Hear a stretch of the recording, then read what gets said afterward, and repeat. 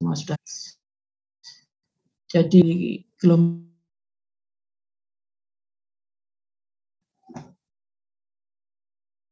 adanya perubahan arah gelombang akibat terkena hambatan ya, atau dihambat oleh bangunan atau apa saja, maka dia atau mengalami perubahan tekanan, perubahan kekuatan, perubahan energi, pada umumnya terjadi pembelokan arah dan ada perubahan ketinggian gelombang. Kalau refraksi itu tidak ada hambatan di depannya, yang memang ada hambatan, tapi hambatan dasar laut ya, jadi pantainya mendangkal atau shoaling, maka terjadi refraksi. Tapi kalau difraksi itu tidak karena shoaling, tapi karena di depannya harus ada bangunan, jadi mungkin ketabrak, gelombangnya tertabrak breakwater atau adanya struktur breakwater ya, maka gelombang dihambat perjalanannya, maka terjadi fraksi ini atau difraksi ya. Bahasa Inggrisnya DIFF ya, diffraction. Indonesia F-nya cuma satu, bahasa Inggrisnya F-nya 2. Oke, nah kajian mengenai difraksi sangat bergantung pada buku yang terkenal untuk teknik pantai, yaitu Shore Protection Manual. Ini makanya nanti akan saya tunjukkan di belakang bahwa sebagian besar dari kuliah difraksi ini, terutama nanti kita melihat bahwa difraksi ini kita harus menggunakan grafik-grafik, maka grafiknya itu adanya di buku SPM itu. Di dalam kuliah ini saya ambil beberapa saja. Sebagian harus lihat lagi ke buku SPM tadi ya, Shore Protection Manual, nanti akan saya tunjukkan bukunya. Jadi gitu, jadi kuliah difraksi kita akan membahas bagaimana pengaruh dari gelombang yang dihambat oleh satu bangunan atau satu sisi bangunan saja. Jadi breakwater itu biasanya yang menghambat gelombang itu disebut dengan bangunan breakwater ya. Breakwater itu ada satu sisi, ada dua sisi, atau istilahnya single breakwater dan double breakwater atau breakwater ganda ya. Nah, jadi difraksi ini tidak seperti refraksi yang kita membahas dengan teori-teorinya, tetapi difraksi ini langsung penggunaan tabel, grafik ya, penggunaan grafik. Jadi rumus dasarnya difraksi ini sulit untuk dijelaskan secara matematis, atau mungkin bisa dibilang tidak terlalu penting untuk dibahas secara matematis. Kita praktis saja, bisa memakai langsung grafiknya. Ya, kalau refraksi kita masih harus lihat teorinya, gitu ya, sedikit teori mengenai refraksi. Tapi kalau difraksi sama sekali, nanti melihat ke buku asli matematisnya tidak terlalu dalam, kita langsung saja loncat ke grafiknya. Kalau saudara ingin belajar matematisnya ya silakan. Jadi kalau memang senang boleh ya. Ini adalah ilmu. Ya, jadi pengetahuan yang boleh dipelajari. Kalau saudara suka, saudara tertarik, silakan. Lebih dalam dan mungkin ya menjadi orang yang hebat, untuk orang yang sangat memahami mengenai pola gelombang, ya, tidak ada salahnya ya. Jadi difraksi ini energinya ini, energi gelombangnya ini bergerak menyamping ya. Jadi gerakan dari energinya gelombang yang menyamping atau istilahnya lateral, maka menyebabkan perubahan arah akibat adanya hambatan bangunan tadi ya. Jadi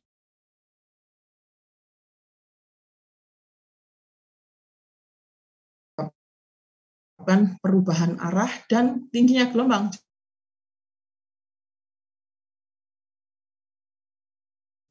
Dan difraksi ini berguna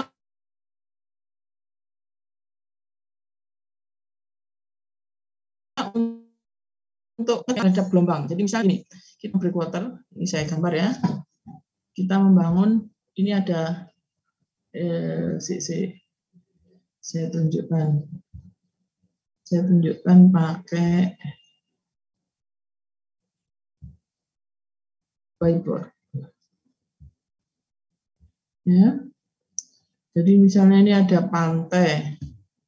Bentar.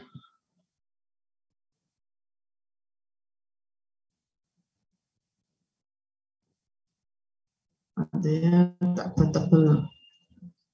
Ya, ini pantai. Kemudian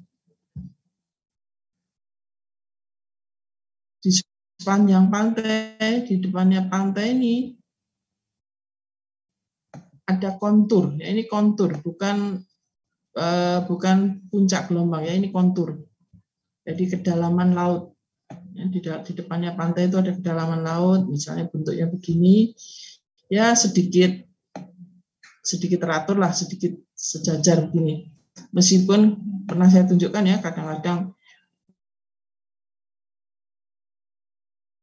bentuknya itu berbelok, umum terjadi sejajar gini, ini jarang di laut itu. Nah, misalnya ini, kemudian kita lihat misalnya di sini, ini mulai dari 0 meter LWS, ya, jadi atau LWL. Referensi kedalaman laut itu namanya low water level. Bukan lowest water level. Jadi kita tidak boleh, misalnya seperti peta topografi, kita membuatnya elevasinya M, sekian M atau plus 10 M gitu aja, plus 10 meter gitu aja, itu tidak boleh kalau di laut. Jadi kalau di laut itu harus ada referensinya. Referensi yang disepakati untuk Indonesia adalah LWL. Ya. Kalau kita lihat di berbagai negara lain itu menggunakan referensi chart datum. Indonesia menetapkan referensi untuk dasar laut adalah low water level. Jadi ini selisih 5, ini ada 1, nggak saya tulis karena tempatnya supaya nggak wul-wulan. Langsung di sini minus 25. Nah, ini kedalaman lautnya. Kemudian kita tahu di sini kalau tidak ada breakwater, ya, di titik ini, saya sebut aja titik ini. Jadi titik ini titik A, saya sebut aja titik A ya. Titik A. Nah, kalau tanpa breakwater, tanpa BW, ya,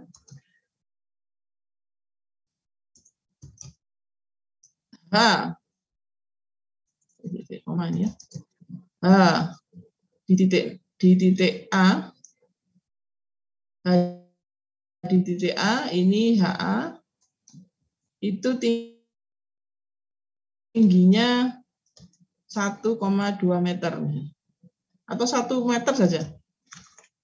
1 meter. Ini saya kecil. Sama ini. Nggak bisa ya wis lah ya. Nah, ini 1 meter. Tinggi gelombang 1 meter itu untuk kalau misalnya mau dipakai untuk pelabuhan itu nggak boleh ya. Kapal tidak akan bisa bongkar muat atau merapat dengan tinggi gelombang sebesar ini ya. Oleh karena itu tinggi gelombang di sini harus dikurangi. Gimana caranya? Cara yang paling dikenal orang adalah dengan membuat yang namanya struktur breakwater. Ya, strukturnya seperti ini. Nah, ya. Ini lengan satunya. Alah. Loh, hilang semua. Nah, gini aja. Nah, ya. Kemudian lengan satunya bisa saja di sini. Ya.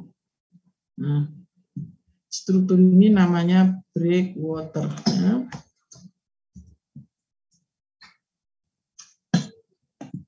Nah, dengan adanya struktur ini kalau di atas kertas mungkin cuma garis-garis, tetapi ini untuk merealisasikannya membutuhkan biaya sangat mahal. Seringkali breakwater itu biayanya jauh lebih mahal daripada membangun pelabuhannya sendiri atau dermaganya sendiri. Ya.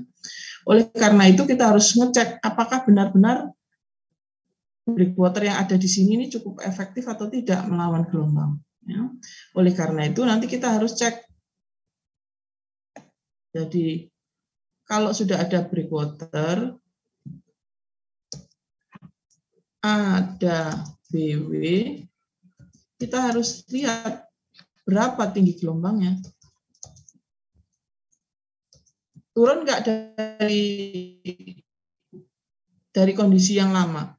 Kalau yang lama 1 meter, ada breakwater ya harusnya jauh lebih rendah. Jadi misalnya jadi 30 cm atau 40 cm. Nah, kalau 30 cm atau 40 cm sampai 60 cm pun berarti bisa dipakai perairan ini untuk bongkar muat kapal. Ya. Kalau kapalnya besar, memang bolehlah 1 meter itu boleh. Ya, tinggi gelombang 1 meter itu bisa untuk bongkar muat kapal besar. Tapi kalau kapalnya biasa-biasa saja, kecil lah istilahnya, kalau di Indonesia ini tergolong kecil atau sampai sedang lah, di bawah 10.000 DWT. Mungkin kalau saya menyebut DWT belum ada yang tahu, tapi kalau saya menyebut sedang atau kecil, ya bisa membayangkan ya, kalau kapal besar itu bisa sampai 100.000 DWT, itu panjangnya bisa 200 meter, lebarnya bisa 50 meter, tingginya kapal bisa 30 meter ya, itu seperti hotel jalan-jalan ya, hotel berjalan di tengah samudra. Nah, itu bolehlah tinggi gelombangnya 2 meter itu masih bisa kapal itu bongkar muat, tapi kalau kapalnya kecil-kecil nggak bisa. Oleh karena itu harus diberi bangunan breakwater ini supaya gelombangnya turun. Nah, tetapi kita kan nggak tahu turunnya jadi seberapa, benarkah jadi turun? Nah, benarkah tinggi gelombangnya turun dari tinggi gelombang existing, maka kita bisa mengkaji dengan metode atau dengan teori difraksi tadi. Ya. Jadi gunanya difraksi itu kita harus ngecek di satu titik tertentu itu gelombangnya berapa, sudah sesuai dengan target atau belum. Ya. Kalau belum ya apa yang harus dilakukan, ditambahi misalnya begitu. Ya, tapi yang jelas tujuannya adalah untuk pengecekan suhu. Jelas ya. Jadi kalau kita mengkaji difraksi itu harus ada titik yang mau dikaji itu ada di mana. Jadi kalau nggak ada persoalan atau nggak ada masalah dengan titik yang mau dikaji ya nggak ada gunanya kita melakukan kajian difraksi. Ya. Jadi difraksi itu terkait erat dengan posisi titik yang harus dianalisis. Oke, nah jadi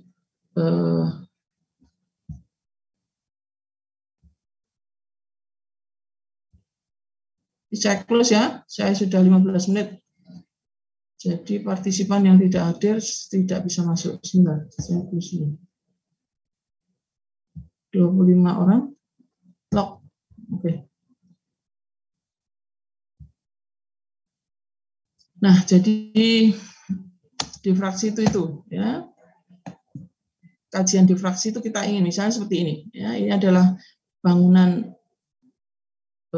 pelindung pantai yang namanya Tombolo. Ini bukan breakwater sebetulnya, ini ya jenis ya sebetulnya mirip-mirip breakwater, tapi karena bentuknya yang seperti ini tidak terhubung dengan darat ya. Ini kan kalau gambar saya tadi kan terhubung, ada kakinya yang terhubung ke darat.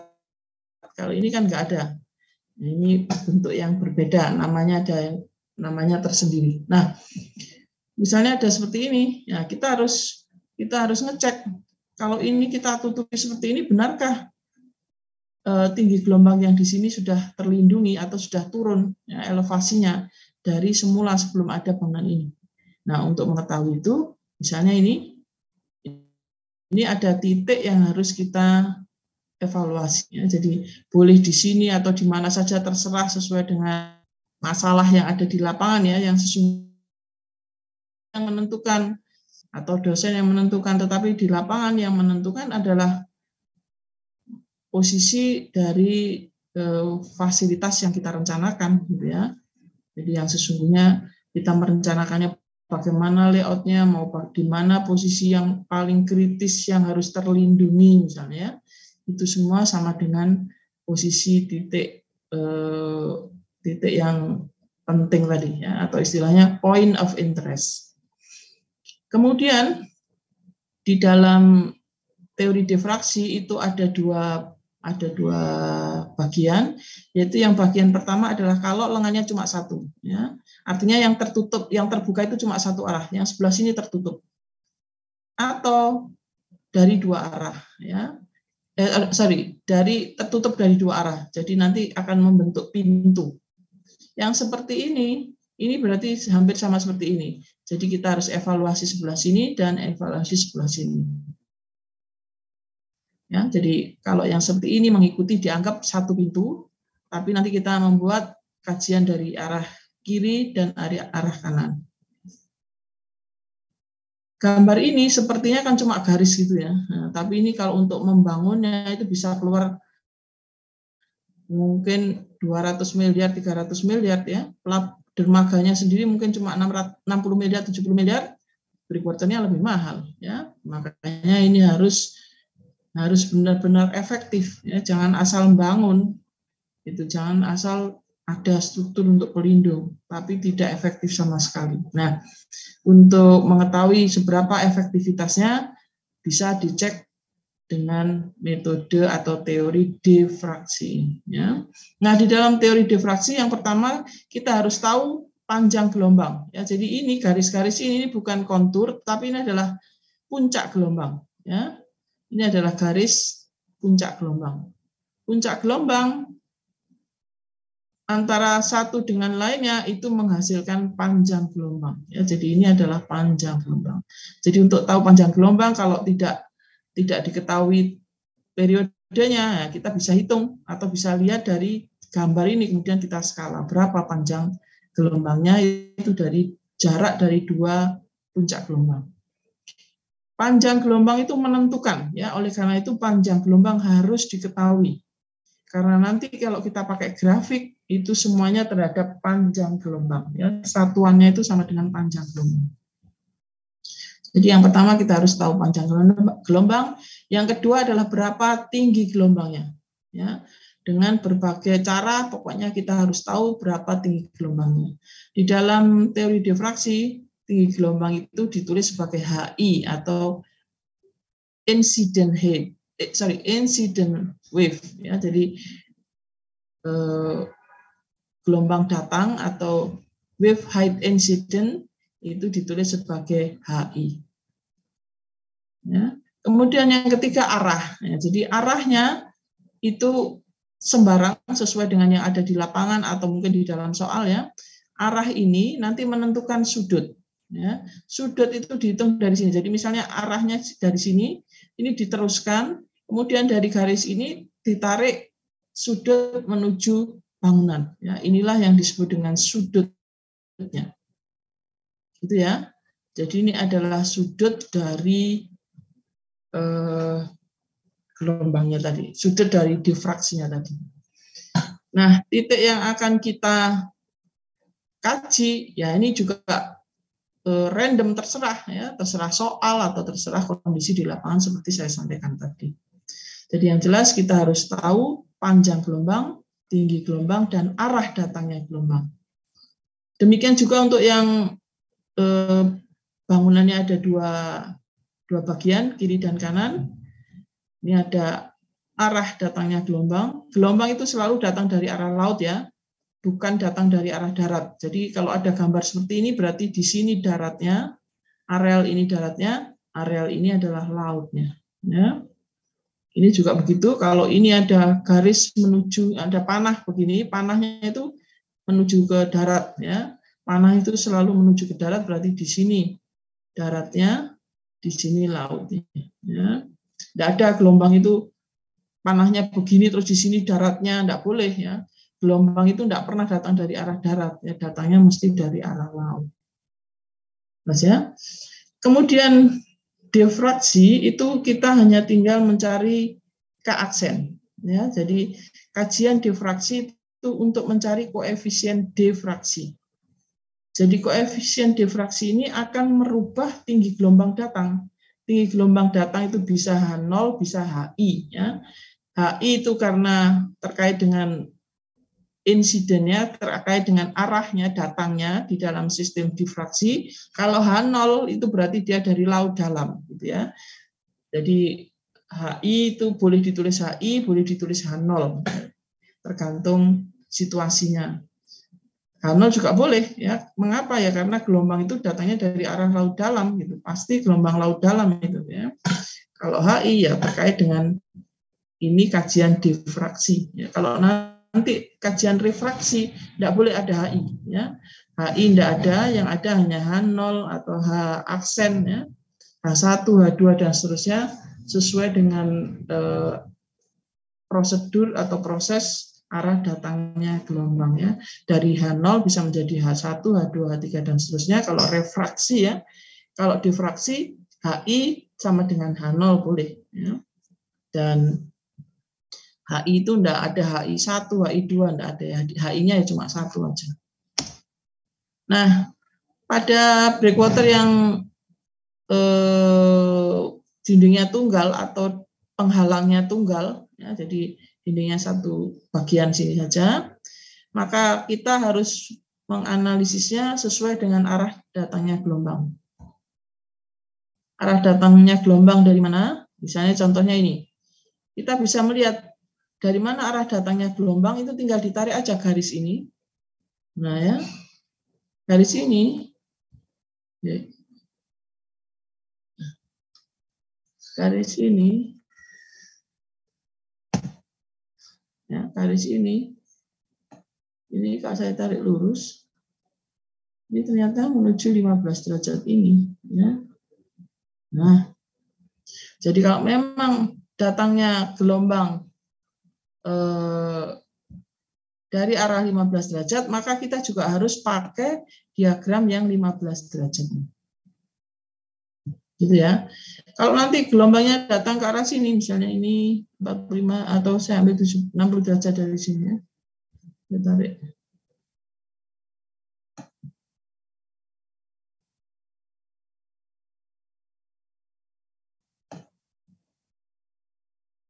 Nah, 60 derajat ini.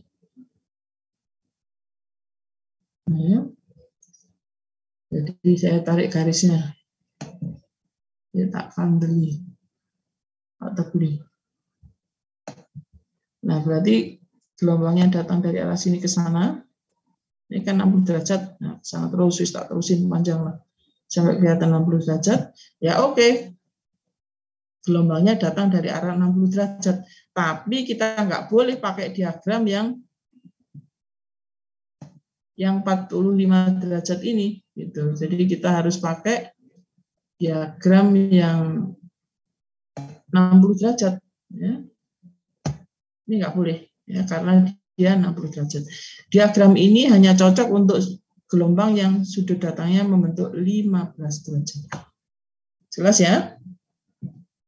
Nah, jadi inilah prinsip grafik dari difraksi. Ya. Pada sumbu X ini ada jarak di mana setiap satuan jarak ini sama dengan satu panjang gelombang. Ya. Jadi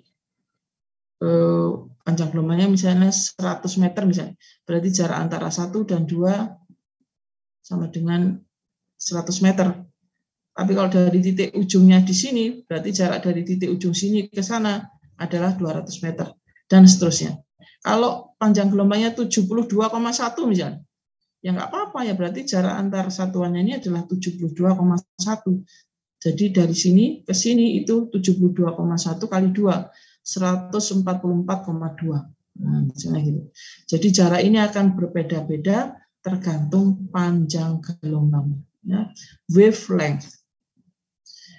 Kemudian bagaimana cara mengevaluasinya? Ya gampang. Misalnya kita punya titik ada di sini.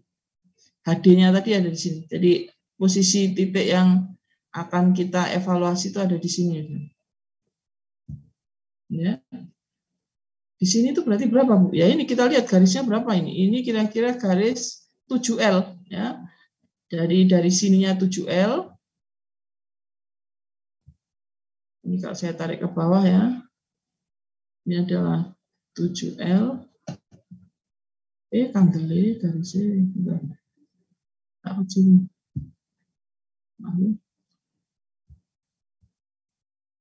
Nah, dari sini 7L. Ya, dari sini ini 7L ya. Berapa L ini? 1, 2, 3, 6L, maaf 6L. Kemudian dari sini itu juga, kemudian di sini jaraknya berapa ya? Tinggal kita lihat. Nah, ininya sendiri jaraknya berapa? Nah, jadi misalnya nanti di dalam soal saya tulis begini, panjang gelombang sama dengan 90 meter. Koordinat dari bintang ya, koordinat dari titik dari S misalnya, titik S ya, star itu bintang S adalah berapa tadi? 90 kali 6 berapa? 540 ya. 540 itu arah X, kemudian arah Y-nya saya enggak tahu ini panjangnya berapa tadi. Nah, sebut aja misalnya 300 meter. Ya, berarti di sini panjang terus 300 meter. Ini sedangkan jarak ini ke sini, ini panjangnya 540. Sorry.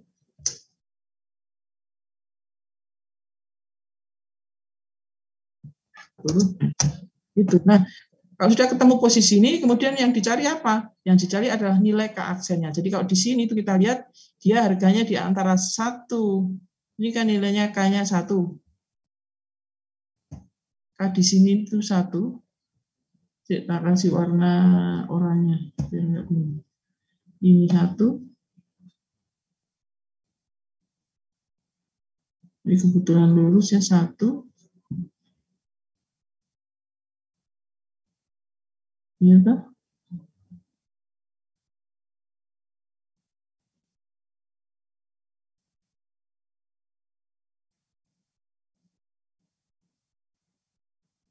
Kemudian di sini ada sebesar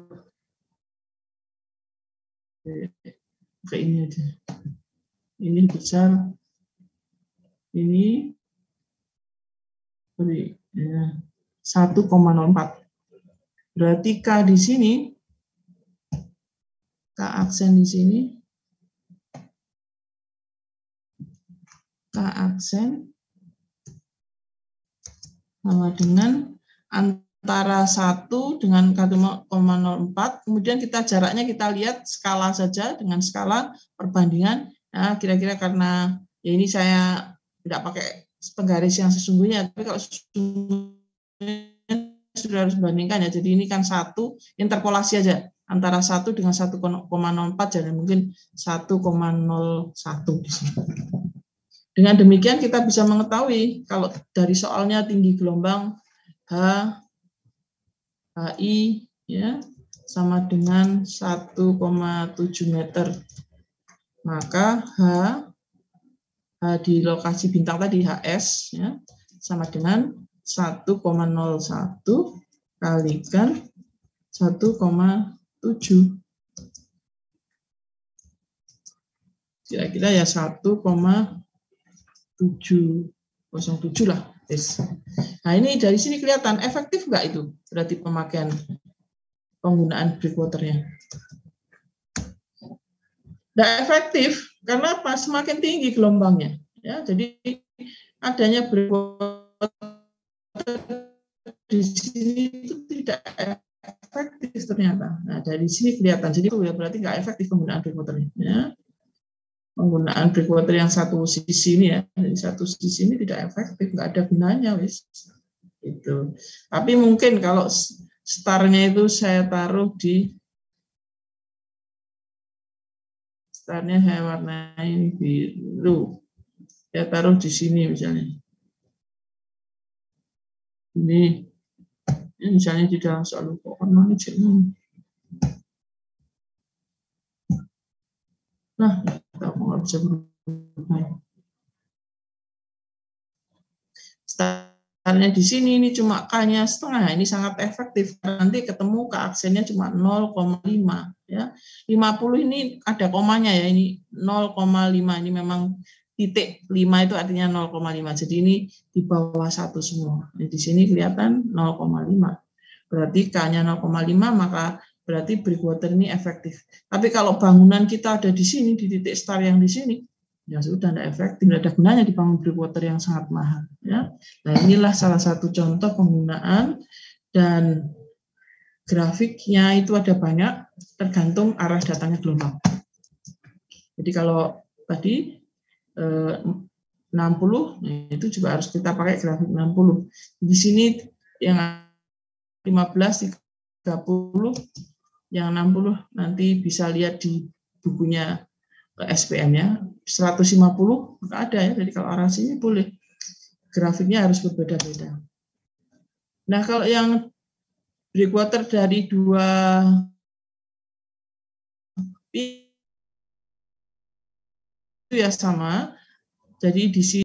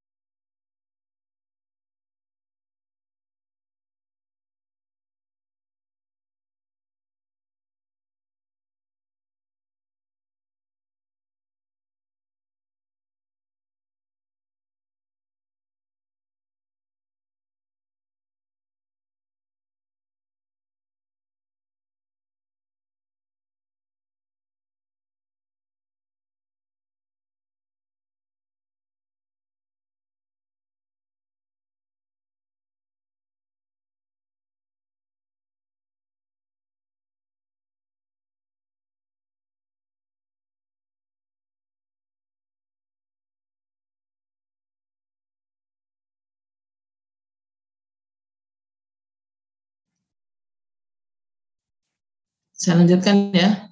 Jadi untuk breakwater ganda itu seperti ini, dan ini sama, satu unitnya adalah panjang gelombang tadi. Nah, tapi grafik ini khusus untuk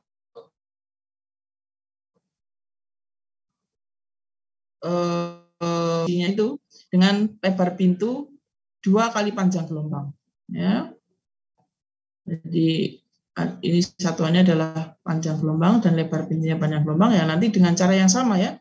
Dengan kurva-kurva ini kita akan tahu berapa K aksen. Jadi tujuan kita adalah mencari K aksen.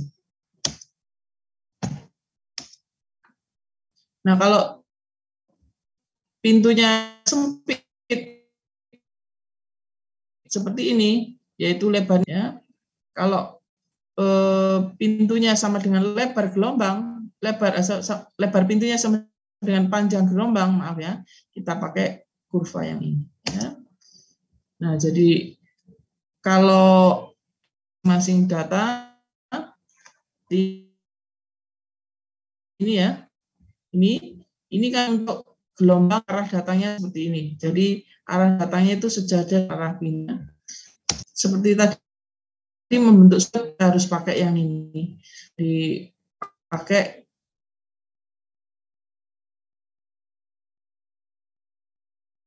bukunya short protection manual itu tidak semua sudut gelap atau yang ada pintunya itu tidak semua arah sudut ada. Maka kalau kita dengan arah sudut yang tidak ada di dalam itu, maka bisa menyelesaikannya dengan cara grafiknya ini kita copy seperti kemarin waktu refraksi. Jadi ini menjadi template. Nanti ini tinggal diputar-putar. Ya, jadi kalau ini itu gelombangnya datangnya dari arah sini, ya, arah sini. Jadi kalau kita lihat graf ini, Nah, gelombangnya dari arah sini ya. Nah, sekarang kalau gelombangnya dari arah sini bagaimana? Ya nggak apa-apa, nanti tinggal template-nya kita geser, ya, kita putar seperti cara tadi. Jadi ini nanti tinggal di undo, maaf ya ini salah. Nah, ini tinggal kita putar sejajar dengan arah ini, sejajar dengan cara ini, dan ini kita ambil garis tegak lurusnya. Nah, maka pintunya ini bergeser ke arah sini. Nanti seluruh gambar ini akan bergeser ke sini semua gitu ya, karena kertasnya ini akan berputar seperti ini. Jadi nanti akan seperti ini, yang di sini akan seperti ini. Ya, jadi ini kita bisa gunakan ini nanti kalau kita tidak pakai komputer ya bisa difotokopi di kertas plastik ya, atau di plastik transparan, dan kemudian nanti tinggal digeser-geser. Tapi kalau kita pakai komputer ya malah lebih gampang, tinggal di copy aja gambarnya ini, ya tinggal nanti diputar-putar gitu aja. Ini coba ya.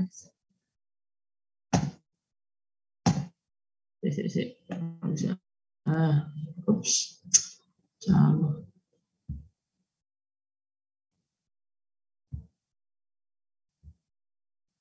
Jadi kalau misalnya mau pakai yang dua pintu ini, ya tinggal ini kopinya ini diputar-putar aja, ya, tinggal disesuaikan, nah, tinggal putar-putar gini sesuai kemana arah gelombangnya. Jadi kalau misalnya gelombangnya tadi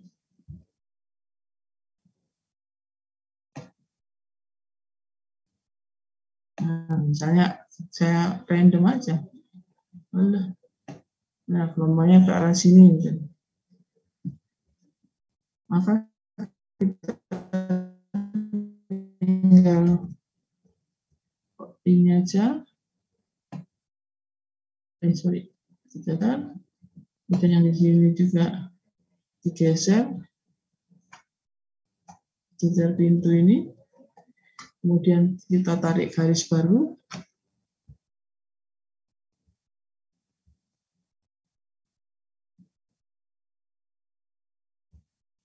Ya. Ini macet ini apa?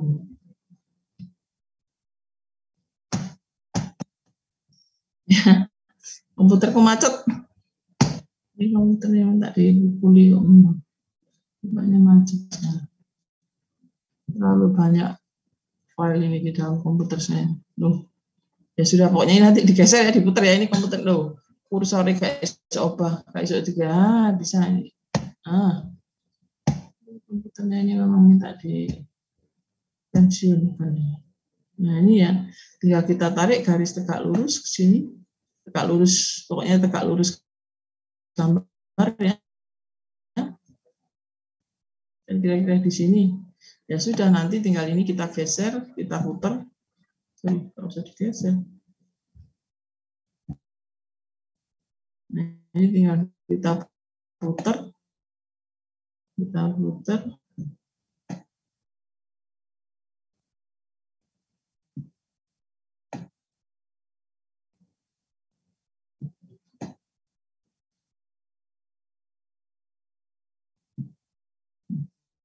Mungkin metode kurang bagus.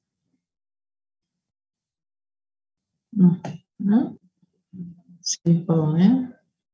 Oh, ini sudah masuk ke posisi garis. Ya, maka kita bisa menghitung keaksennya sesuai dengan data. Jadi saya kira metode yang bisa difahami secara sederhana, mudah, sehingga metode difraksi atau kajian bahasa difraksi ini ya, dan dengan kita membahas difraksi maka seluruh sifat mekanik dari gelombang sudah kita bahas. Nah, satu lagi yang ingin saya tunjukkan adalah buku dari Short Protection Manual, ya. Bisa download di internet, ya. Saya yakin saudara anak-anak muda ini canggih, kalau suruh searching di internet, kalau mentok nggak ada yang bisa menemukan buku ini, baru saya pinjemin ya. Saya sendiri download di internet kok. Ini Pak Fudoli itu sudah download buku ini sejak tahun berapa itu? 90-an, awal 91, 92. Sudah ada di internet ya. Saudara bisa. Nah ini kira halamannya adalah halaman 284. Ini ya, dilihat ini 281. 219 ini berarti kira-kira 90 saya coba di sini. 288. Nah ini ya ada di sini. Nah ini ya halaman 2 mulai 280.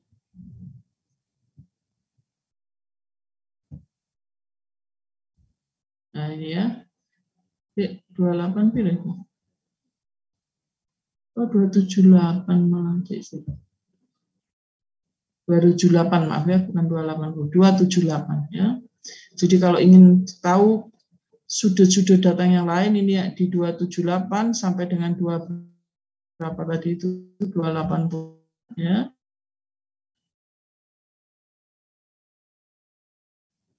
Ini 45 sudah punya buku ini, nggak ada alasan belum download, belum apa, aku mau tahu ya. Pokoknya saya juga dengan ini tadi untuk difraksinya ada di sini. Silahkan cari sendiri ya. Nah, gapnya ada beberapa macam memang di sini 1,78.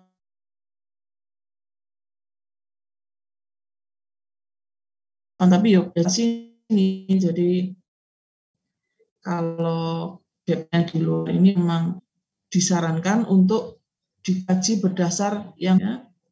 Jadi nah ini ya, jadi kalau gapnya itu tidak ada di dalam tadi ya bisa kita asumsikan satu pintu di sebelah sini, satu pintu yang sebelah sini ya. Jadi kita pakai kurva yang ini ya. Dari mana arah datangnya ya terserah, tapi yang jelas kurva ini digabung dengan kurva satunya, tinggal disesuaikan aja arah datangnya gelombang berapa. Mudeng? Ada yang bertanya? Ada yang ditanyakan? Tidak ada yang bertanya? Baik, kalau tidak ada yang bertanya, ya, ada yang tanya ya, cukup jelas atau tidak mudeng belas, sembuh sakaremu kak mudeng gak takon ya, kalau tidak ngerti ya wis. Baik, saya akhiri kalau begitu. Terima kasih atas perhatiannya. Wassalamualaikum warahmatullahi wabarakatuh. Waalaikumsalam warahmatullahi wabarakatuh.